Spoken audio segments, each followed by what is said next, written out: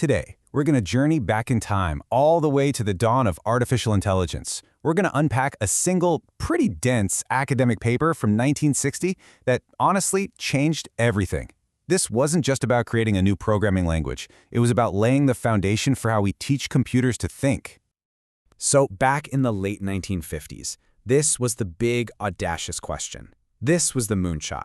The challenge wasn't just about making machines that could crunch numbers faster. No, the real goal was something way more ambitious.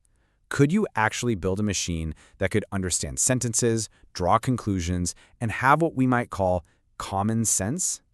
And believe it or not, this paper was the answer. It was written by John McCarthy over at MIT for a project he called the Advice Taker. And in it, he described this whole system for manipulating symbolic expressions. He called it LISP, which stands for List Processor. What he outlined in these pages would, quite literally, change computing forever. All right, let's dive in. Okay, first things first. Before a computer can reason with ideas, it needs a way to, well, hold them.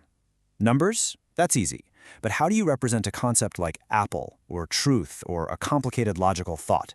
McCarthy's solution to this was just beautiful in its simplicity. It all starts with something he called the atom. You can think of an atom as the most basic fundamental piece of information, a noun in this new language. It can be a letter, a word, or even a special symbol with a built-in meaning, like T for true, or nil, which is super important, as we'll see in a second. These are basically the Lego bricks of the whole system. So, you've got your Lego bricks. How do you stick them together? Well, with one single powerful rule, the S expression. It is just a container, a pair that holds exactly two things. And here's the kicker. The things inside the container can be atoms, or they can be other containers.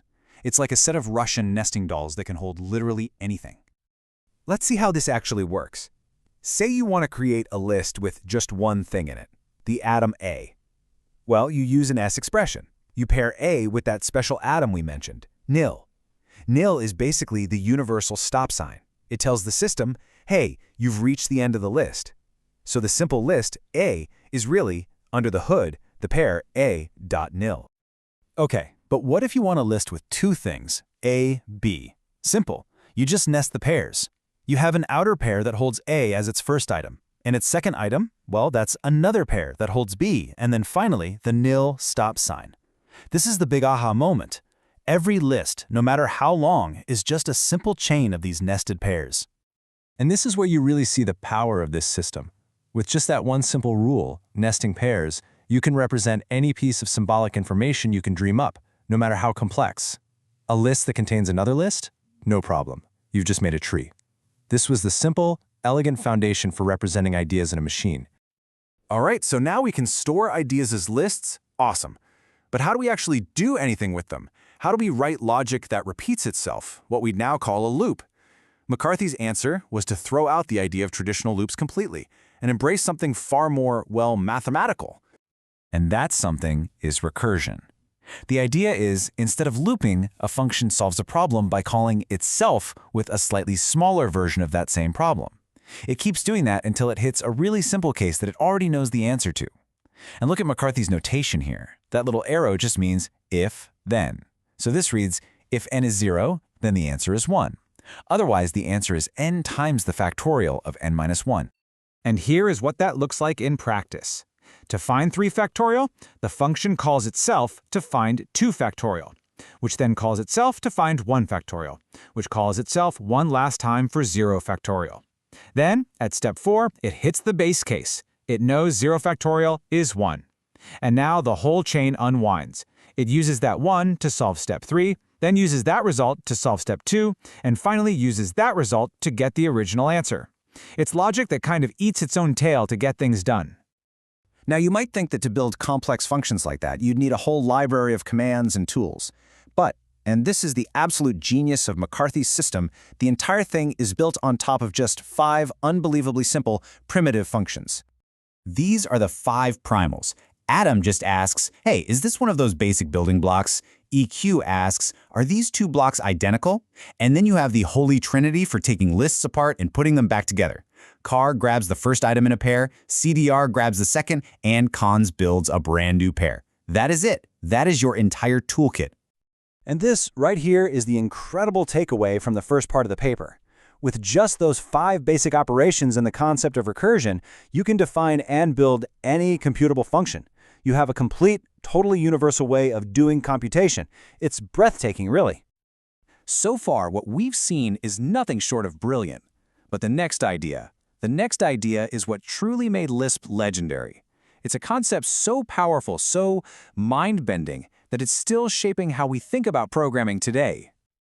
See, in most programming languages, there's a thick wall between your code, the instructions, and your data. They're 2 fundamentally different kinds of things. But in Lisp, that wall just vanishes. Because everything is made out of S expressions, there is absolutely no difference between the structure of your data and the structure of your code. This is the point right here. A function is just a list.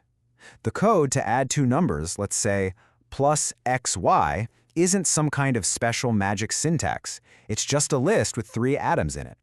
And this changes everything.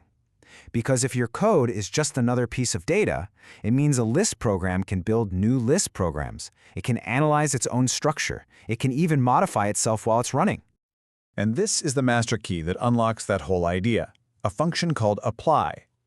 McCarthy defined apply as this universal function. It takes 2 things, a function, written as a list, and the arguments for that function, also as a list, and it just computes the result. Apply is basically an interpreter for the Lisp language that is written in the Lisp language. It's the engine that makes code as data a real working thing. Now, these weren't just abstract, theoretical ideas. They were incredibly practical, and they introduced concepts that are now just fundamental to how we build software today. So let's take a look at the legacy. You know, what's so wild is how much of our modern world is just sitting right here in this table. McCarthy talks about a reclamation cycle for a free storage list. Yep, that's the world's first description of automatic garbage collection. That apply function, it's the heart of an interactive interpreter, what every programmer now knows as a REPL. The whole system pretty much pioneered the functional programming paradigm. And that big idea, code as data, is still one of the most powerful concepts in all of computer science. And don't for a second think this was all just theory. McCarthy was building a real system for the IBM 704 computer. He even points out on the paper that a compiled Lisp function could run about 60 times faster than running it through that apply interpreter. So he was already thinking about the very real trade-offs between flexibility and pure performance. And that really brings us to the end. This one paper from over 60 years ago proved that a few simple, elegant, mathematical ideas could totally revolutionize how we think about computation. It really makes you wonder, in our rush to build bigger, more complex systems today, what simple, fundamental ideas are we just not seeing? What's the Lisp of our generation?